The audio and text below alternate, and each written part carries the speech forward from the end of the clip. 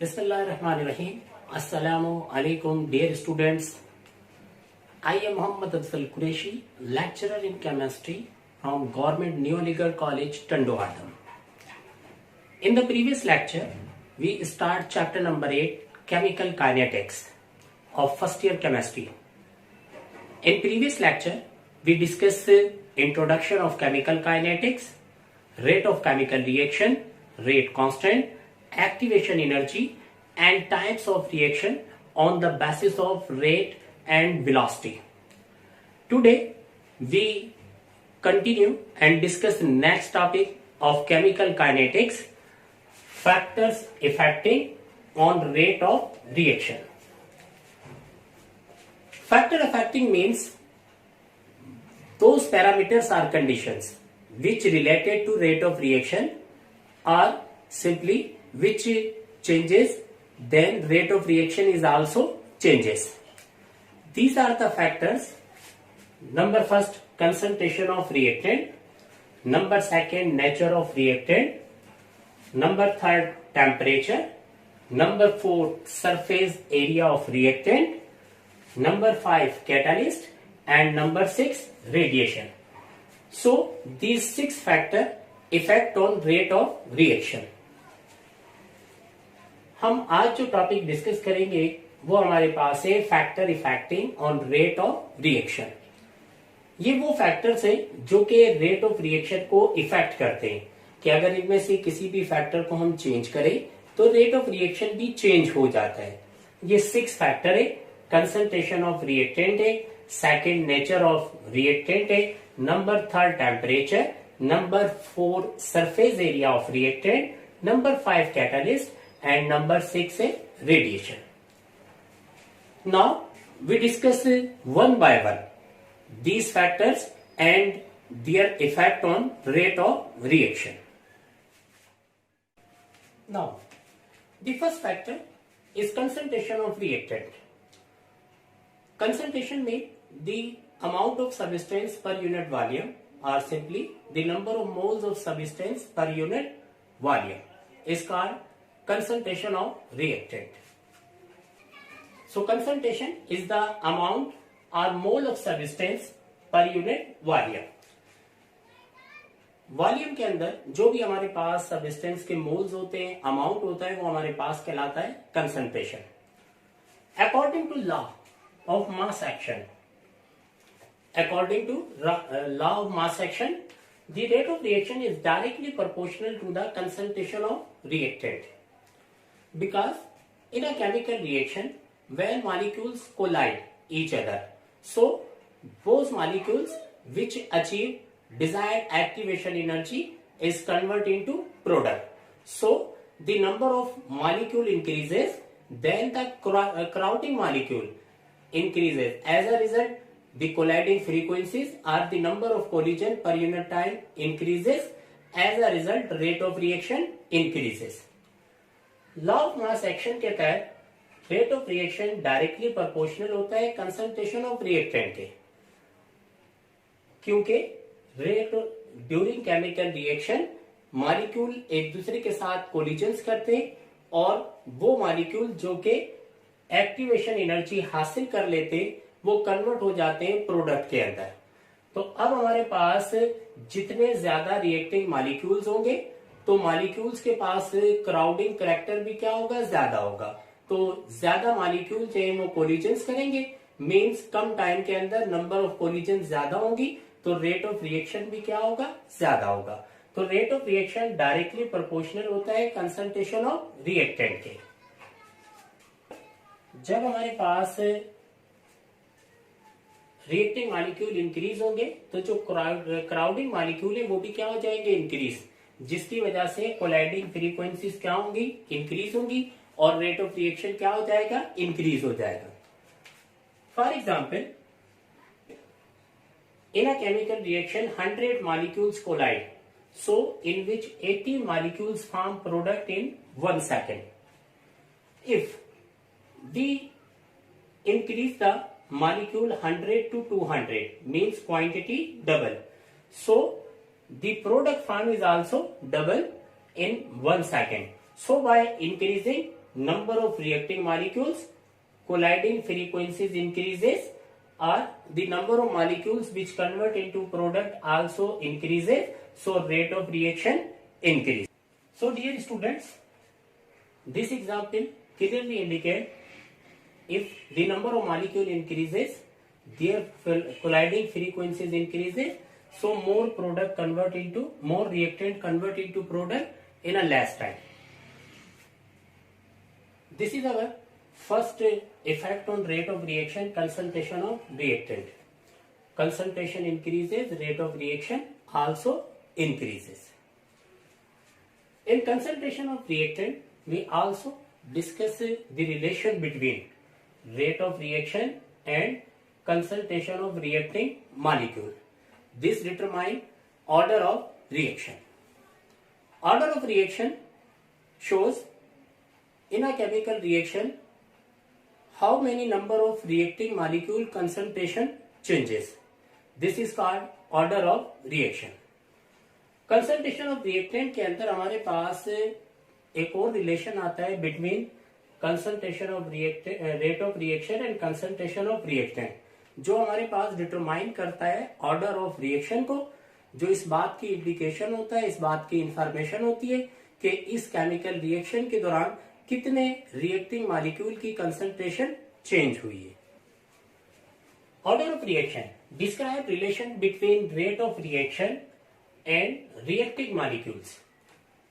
Order of reaction हमारे पास describe करता है कि रेट ऑफ रिएक्शन और रिएक्टिंग मॉलिक्यूल के दरमियान रिलेशन क्या है, कि केमिकल रिएक्शन जब प्रोड्यूस हो रहा है तो उस केमिकल रिएक्शन के दौरान कौन से या कितने नंबर ऑफ रिएक्टिंग मॉलिक्यूल है जिनकी कंसंट्रेशन जो है वो चेंज हो रही है, या हम ये भी कह सकते हैं कि रेट ऑफ रिएक्शन जो है वो कितने रिएक्टिंग मॉलिक्यूल पर डिपेंड करता है.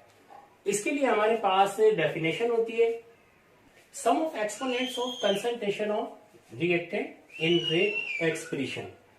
के रेट एक्सप्रेशन के अंदर जो कंसंट्रेशन ऑफ रिएक्टेंट की एक्सपोनेंट्स होती है उनका सम हमारे पास कहलाता है order of reaction. For example A plus B form C. dx upon dt is equal to K, concentration of A, concentration of B, exponent 1, exponent 1.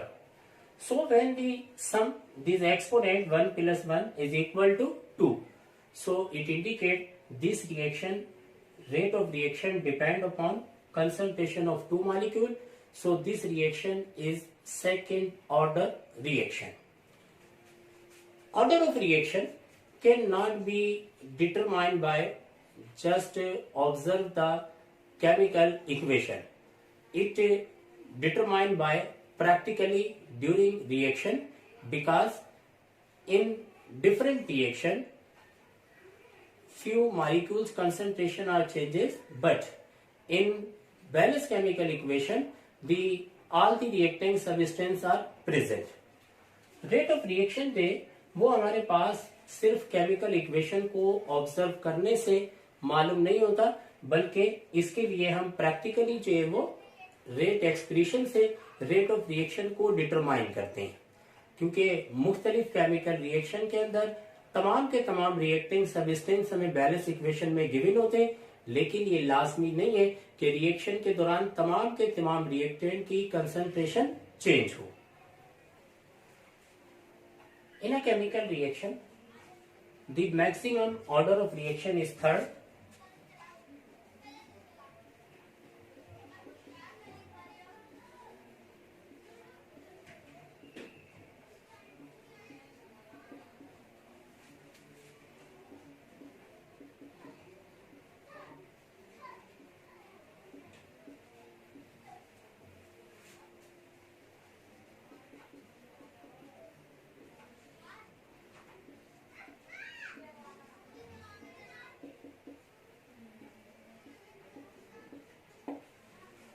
And minimum order is 0.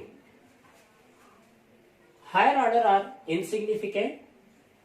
Third order, first, second and third order means rate of reaction depend on concentration of one molecule is called first order. Rate of reaction depend on concentration of two molecule is called second order. If the rate of reaction depend on concentration of three molecule is called third order, and the rate of reaction is independent to the concentration of reacting molecule. This reaction is order called zero order reaction. These are the photochemical reaction. Now we discuss one example of all these order of reaction. These are the example of different order of reaction. For example, TCl5 decomposes TCl3 and Cl2. The rate expression of this reaction dx upon dt is equal to K concentration of PCl5 and exponent 1. So here exponent is 1. So order of reaction is first order.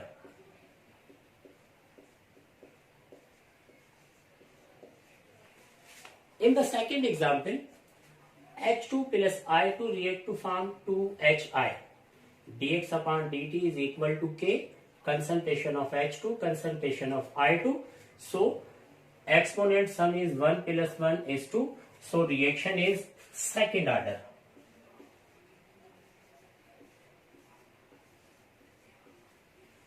In third example, 2NO plus O2 arrow 2NO2. So dx upon dt is equal to K concentration of NO square O2 1. So sum is 2 plus 1 3. So this reaction belongs to third order.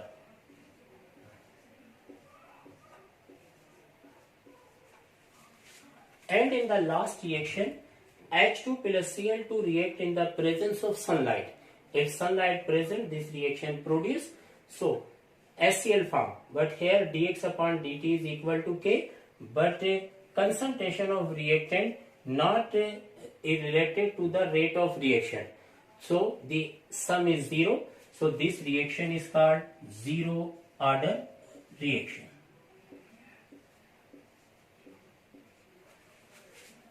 तो बेटे ये हमारे पास जो है वो चार example है जो क्लियरली इस बात को इंडिकेट करती हैं कि रेट एक्सप्रेशन के अंदर जो हमारे पास सम है कंसंट्रेशन ऑफ रिएक्टिंग मॉलिक्यूल्स का वो हमारे पास डिटरमाइन करता है ऑर्डर ऑफ रिएक्शन को. अगर 1 सम होगा तो फर्स्ट ऑर्डर, 2 मॉलिक्यूल एक्सपोनेंट 2 आएगा तो सेकंड ऑर्डर, 3 आएगा तो थर्ड ऑर्डर, और अगर बेटा 0 होगा तो रिएक्शन हमारे पास क्या हो जाएगा, जीरो ऑर्डर रिएक्शन. तो ये हम ऑर्डर ऑफ रिएक्शन इस तरीके से डिटरमाइन करते हैं. उसके बाद आते हैं बेटा हम सेकंड फैक्टर पर जाते हैं जो हमारे पास है नेचर ऑफ रिएक्टेंट. सो बेटा सेकंड हमारे पास है nature of reactant. Nature of reactant के लिए कंडीशन क्या है कि rate of reaction inversely proportional to the activation energy. So activation energy is large, rate of reaction slow, and activation energy is low, rate of reaction is fast. Activation energy and rate of reaction relation we discussed in previous topic, types of reaction on the basis of rate. Rate of reaction का relation होता है activation energy से inverse, कि activation energy ज्यादा होगी तो rate of reaction क्या होगा, कम होगा. activation energy कम होगी तो rate of reaction क्या होगा, fast होगा. ये हमारे पास कहलाता है नेचर ऑफ रिएक्टेंट. मिसाल के तौर पर कि ये हमारे पास दो रिएक्शन है. कार्बन मोनोऑक्साइड की जो एक्टिवेशन एनर्जी है वो ज्यादा है और नाइट्रोजन मोनोऑक्साइड की एक्टिवेशन एनर्जी क्या है, कम. तो इस वजह से नाइट्रोजन मोनोऑक्साइड का रिएक्शन फास्ट है जबकि कार्बन मोनोऑक्साइड का रिएक्शन जो है वो स्लो है. तो rate of reaction also depend करता है नेचर ऑफ रिएक्शन के, नेचर ऑफ रिएक्टेंट के ऊपर. एक्टिवेशन एनर्जी कम होगी तो रिएक्शन फास्ट होगा, एक्टिवेशन एनर्जी ज्यादा होगी तो रिएक्शन स्लो होगा. Dear student, now the third factor is temperature. Rate of reaction directly proportional to the temperature. By increasing temperature, kinetic energies of reacting molecule increases, so colliding frequencies also increases. Rate of reaction directly proportional होता है temperature के. जब हम temperature को increase करते हैं तो जो मॉलिक्यूल्स हैं उनकी काइनेटिक एनर्जी वेलोसिटीज क्या हो जाती है, इंक्रीज, जिसकी वजह से जो नंबर ऑफ कोलिजन्स है, कोलाइडिंग फ्रीक्वेंसीज है पर यूनिट टाइम वो क्या होती है, इंक्रीज होती है. तो रेट ऑफ रिएक्शन भी क्या हो जाता है, increase. Etch 10 kelvin increases rate of reaction will be double. Her 10 kelvin increase के ऊपर रेट ऑफ रिएक्शन जो है वो हमारे पास डबल हो जाता है, because molecule achieving activation energy will be double. कि सेम टाइम के अंदर 10 केल्विन जब इंक्रीज होता है तो वो मॉलिक्यूल जिन्होंने एक्टिवेशन एनर्जी अचीव करनी है उनकी क्वांटिटी डबल हो जाती है, तो रेट ऑफ रिएक्शन भी क्या हो जाता है, डबल हो जाता है। कि फॉर एग्जांपल अगर 10 सेल्सियस के ऊपर हमारे पास 20 मॉलिक्यूल अचीव कर रहे थे एक्टिवेशन एनर्जी, तो अगर हम टेम्परेचर को क्या करते हैं 20 कर दे तो हमारे पास ये मॉलिक्यूल की क्वांटिटी भी जो है वो क्या हो जाएगी, डबल हो जाएगी। तो इस वजह से रेट ऑफ रिएक्शन क्या हो जाता है, डबल हो जाता है। फिर हमारे पास है कि रेट ऑफ रिएक्शन स्लो करता है, डायरेक्टली प्रोपोर्शनल है, तो इंक्रीज होगा तो रेट ऑफ रिएक्शन इंक्रीज हो जाएगा, लेकिन अगर टेम्परेचर डिक्रीज होगा तो रेट ऑफ रिएक्शन क्या हो जाएगा, डिक्रीज। तो इसलिए हमारे पास हम refrigerator and deep freezer use करते हैं। रेफ्रिजरेटर के अंदर जो हमारे पास लोवेस्ट टेम्परेचर होता है वो तकरीबन -5 सेल्सियस है, जबकि डीप फ्रीजर के अंदर जो हमारे पास लोवेस्ट टेम्परेचर होता है वो तकरीबन हमारे पास -18 सेल्सियस है। इसलिए रेफ्रिजरेटर के अंदर जो हमारे पास फूड्स वगैरह होती हैं उन्हें हम प्रिजर्व कर सकते हैं फ्यू वीक्स तक, लेकिन जो हमारे पास डीप फ्रीजर है उनमें जो हमारे पास फूड्स होती है उन्हें हम फ्यू मंथ तक भी जो है वो प्रिजर्व कर सकते हैं, क्योंकि यहाँ पर टेम्परेचर ज्यादा डिक्रीज होने की वजह से रेट ऑफ रिएक्शन भी जो है वो क्या होता है, स्लो होता है। तो ये हमारे पास जो है वो इफेक्ट होता है टेम्परेचर का। Now dear student, number 4 factor is surface area of reactant. Surface area is mostly important in heterogeneous phase, means the reaction physical states of reactants are different. For example, one is solid and other is liquids. By increasing surface area of reactant, then more molecule interact, so rate increases. Surface area of reactant हमारे पास mostly important होता है ऐसे reaction के अंदर जिनमें heterogeneous phase हो, मतलब physical state different हो, एक सबस्टेंस सॉलिड हो, एक सबस्टेंस लिक्विड है, तो यहाँ पर हमारे पास इंपॉर्टेंट है। सरफेस एरिया इंक्रीज होगा तो जो मॉलिक्यूल्स की पॉसिबिलिटी है इंटरेक्ट करने की वो क्या हो जाएगी, इंक्रीज। रेट ऑफ रिएक्शन भी क्या होगा, इंक्रीज होगा। मिसाल के तौर पर the powder marble more readily soluble than piece marble in HCl.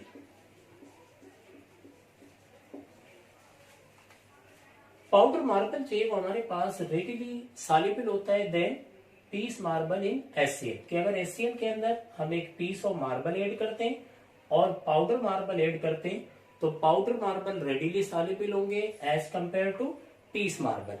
Reason क्या होता है कि पीस मार्बल के अंदर सिर्फ ये पार्ट, मतलब साइड जो है वो इंटरेक्ट करेंगी किसके साथ, HCl के साथ, लेकिन ये जो सेंटर का पार्ट है ये हमारे पास इंटरेक्ट नहीं करेगा।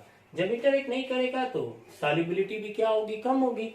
जबकि पीस मार्बल के अंदर और पाउडर मार्बल के अंदर ये तमाम के तमाम मॉलिक्यूल इंटरेक्ट करेंगे किसके साथ, HCl के साथ, तो सॉल्युबिलिटी क्या हो जाएगी, इंक्रीज। तो इस वजह से पाउडर जो फॉर्म होती है वो ज्यादा सॉल्युबल होती है as compare to piece form. So rate of reaction increase होता है जब surface area of reactant increase हो। तो ये हमारे पास नंबर 4 फैक्टर होता है surface area of reactant.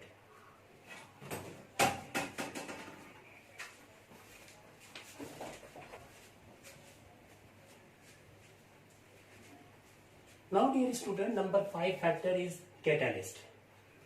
Catalyst is the substance which alters the rate of reaction. Catalyst वो substance होता है जो रिएक्शन के रेट को चेंज करता है, increase as well as decrease. Increase भी करता है एंड डिक्रीज भी, बट नॉट कंज्यूम इटसेल्फ, लेकिन वो खुद जो है वो कंज्यूम नहीं होता।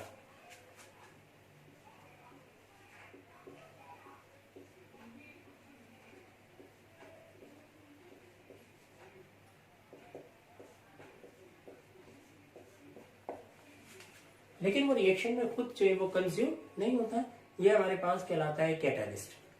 To main types of catalyst, one is positive catalyst and other is negative catalyst. Positive catalysts are those which increase the rate of reaction and negative catalysts are those which decrease the rate of reaction. Positive catalysts provide an alternate path to reacting molecule which is lower activation energy, while negative catalyst combine with reacting molecule to decrease their velocity, so rate of reaction decreases. Positive जो catalyst होते हैं वो reacting molecules को एक alternate path provide करते हैं जिसकी activation energy क्या होती है, लो होती है, जिसकी वजह से रेट ऑफ रिएक्शन क्या हो जाता है, इंक्रीज हो जाता है। मिसाल के तौर पर ये हमारे पास जो है वो एक ग्राफ है कि रिएक्शन है जिसमें रिएक्टेंट कन्वर्ट हो रहे हैं प्रोडक्ट में। विथआउट कैटालिस्ट एक्टिवेशन एनर्जी क्या है, हाई है, लेकिन in the presence of activation energy क्या है, कम। तो इस वजह से in the presence of catalyst activation energy कम होने की वजह से रेट ऑफ रिएक्शन क्या होता है, फास्ट होता है। एक सिंपल सी हम जनरल एग्जांपल लें कि एक पहाड़ है जिसके एक साइड से दूसरी साइड पर हमने मूवमेंट करनी है, तो हम विथआउट कैटालिस्ट क्या करते हैं कि पूरे पहाड़ को जो है वो अबूर कर सेकंड साइड जाते हैं। अब ये क्या लेता है, ज्यादा टाइम लेता है। कैटालिस्ट से मुराद ये है कि हमने उस पहाड़ के अंदर कोई भी जो है वो स्विंग वगैरह कोई भी जो है वो सुराख कर लिया है जिसके जरिए हम क्या कर रहे हैं, मूवमेंट कर रहे हैं। तो अब हमारे पास जो है वो क्या हो गया कि एक अल्टरनेट पाथ मिल गया है जिसका रास्ता जो है वो कम है, डिस्टेंस कम है, तो इस वजह से हमारे पास एक जगह से दूसरी जगह जाने के लिए जो टाइम होगा वो क्या होगा, कम होगा। सेम कॉन्सेप्ट होता है हमारे पास कैटालिस्ट का कि पॉजिटिव कैटालिस्ट रिएक्टिंग मॉलिक्यूल को एक अल्टरनेट पाथ प्रोवाइड करता है जिसकी एक्टिवेशन एनर्जी चाहिए वो क्या होती है, कम होती है, तो रेट ऑफ रिएक्शन क्या हो जाता है, फास्ट। मिसाल के तौर पर हाइड्रोजन परऑक्साइड डिकम्पोज होता है वाटर के अंदर एंड ऑक्सीजन में।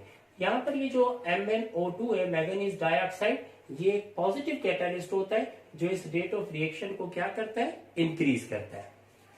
सेकेंड आते हैं negative catalyst, is also called inhibitor, decreases rate of reaction. Negative catalyst rate of reaction को डिक्रीज करते हैं, किस तरह से कि रिएक्टिंग मॉलिक्यूल के साथ कंबाइन हो जाते हैं, और जब रिएक्टिंग मॉलिक्यूल के साथ कंबाइन होते हैं तो जो रिएक्टिंग मॉलिक्यूल है उनकी वेलोसिटी, काइनेटिक एनर्जी क्या हो जाती है, डिक्रीज, तो रेट ऑफ रिएक्शन भी क्या हो जाता है, डिक्रीज हो जाता है। तो नेगेटिव कैटालिस्ट कंबाइन होते हैं रिएक्टिंग मॉलिक्यूल के साथ, वेलोसिटीज को डिक्रीज करते हैं और रेट ऑफ रिएक्शन क्या हो जाता है, डिक्रीज। मिसाल के तौर पर हाइड्रोजन परऑक्साइड के अंदर ग्लाइसरीन जो है वो एज अ नेगेटिव कैटालिस्ट होता है कि जिसकी प्रेजेंस में ये रेट ऑफ रिएक्शन हमारे पास क्या हो जाता है, स्लो हो जाता है। तो ये हमारे पास दो मेन फैक्टर होते हैं, एक हमारे पास कहलाता है पॉजिटिव कैटालिस्ट और सेकंड हमारे पास कहलाता है negative catalyst. In effect of catalyst a term autocatalysts are also studied. Autocatalysts are product act or behave as a catalyst. Few reactions are those in which in the start the rate of reaction is slow, but when the product are formed, the rate of reaction will be increases. Here a product act as a catalyst, so this reaction is called autocatalysis and the product called autocatalyst.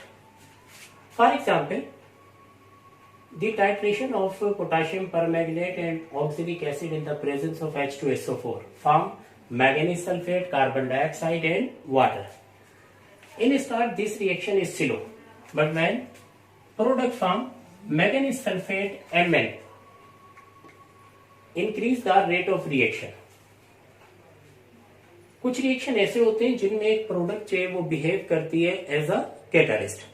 Reaction start में slow होता है लेकिन जैसे जैसे product बनती है तो reaction क्या हो जाता है, फास्ट हो जाता है। ये रिएक्शन हमारे पास कहलाते हैं ऑटो कैटालिस्ट रिएक्शन कि जिनके अंदर एक प्रोडक्ट जो है वो बिहेव करती है एज अ कैटालिस्ट। मिसाल के तौर पर हम एक रिडॉक्स टाइट्रेशन लेते हैं पोटेशियम परमैंगनेट ऑक्सैलिक एसिड के इन द प्रेजेंस ऑफ H2SO4, तो manganese sulphate, carbon dioxide and water बनते हैं। रिएक्शन स्टार्ट में स्लो होता है लेकिन कुछ वक्त के बाद जब प्रोडक्ट बनती है तो रिएक्शन क्या हो जाता है, फास्ट। इसे लेबोरेटरी के अंदर टेस्ट किया गया कि यहाँ पर ये जो Mn+2 MnSO4 का ये यहाँ पर बिहेव करता है एज अ कैटालिस्ट, मतलब अलग से जब MnSO4 को ऐड किया गया तो रिएक्शन क्या हो रहा था, स्पीड अप हो रहा था। तो ये हमारे पास कहलाते हैं ऑटो कैटालिस्ट। इसी तरह से एक टर्म होती है बायोकैटालिस्ट। बायोकैटालिस्ट कहते हैं कि वो कैटालिस्ट जो बायोलॉजिकल रिएक्शन को एक्टिवेट करवाते हैं, एंजाइम्स जैसे जाइमेस हो गया, जैसे हमारे पास माल्टेज वगैरह हो गया, सक्रेज हो गया, ये मुख्तलिफ चेन वो हमारे पास कैटालिस्ट होते हैं जो बायोलॉजिकल रिएक्शन को एक्टिवेट करवाते हैं, स्पीड अप कराते हैं। तो ये हमारे पास कहलाते हैं बायो कैटालिस्ट। उसके बाद आते हैं नंबर 6 फैक्टर है हमारे पास radiation. Those few reaction are those in which rate of reaction directly proportional to the radiation, or rate of reaction only depend on radiation. These reactions are called photochemical or photosynthesis reaction. Chand reaction वो होते हैं जिनमें rate of reaction depend करता है radiation के ऊपर। इन reaction को photochemical और फोटोसिंथेसिस रिएक्शन कहा जाता है। In this reaction, photons of light strike with reacting molecules to provide sufficient activation energy. In reaction के अंदर जो लाइट के अंदर फोटॉन्स वगैरह मौजूद होते हैं वो स्ट्राइक करते हैं रिएक्टिंग मॉलिक्यूल के साथ और उन्हें प्रोवाइड करते हैं उनकी डिजायर्ड सफिशिएंट एक्टिवेशन एनर्जी। सो रिएक्टेंट कन्वर्ट इनटू प्रोडक्ट और रिएक्टेंट कन्वर्ट हो जाते हैं प्रोडक्ट के अंदर। For example, CH4 react with chlorine gas in the presence of sunlight, so form methyl chloride and HCl. CH4 को जब हम Cl2 के साथ रिएक्ट करवाते हैं in the presence of sunlight, तो ये हमारे पास फॉर्मेशन करते हैं मिथाइल क्लोराइड एंड HCl की। तो ये हमारे पास कहलाते हैं फोटोकेमिकल और photosynthesis reaction. Photochemical photosynthesis reaction में रेट ऑफ रिएक्शन इंडिपेंडेंट होता है कंसंट्रेशन ऑफ रिएक्टेंट के, तो इन रिएक्शन को हम जीरो ऑर्डर रिएक्शन कहते हैं। तो बेटा ये हमारा आज का टॉपिक था जिसमें हमने factor effecting of rate of reaction detail के अंदर डिस्कस किया। इसके मुताबिक कोई भी क्वेश्चन हो तो बेटा वो आप कमेंट्स के अंदर मालूम कर सकते हैं। इंशाल्लाह हम अपने नेक्स्ट लेक्चर के अंदर चैप्टर नंबर 8 से रिलेटेड जो मुख्तलिफ प्रॉब्लम्स वगैरह असाइनमेंट्स वगैरह दी गई है उन्हें सॉल्व करेंगे। अल्लाह हाफिज।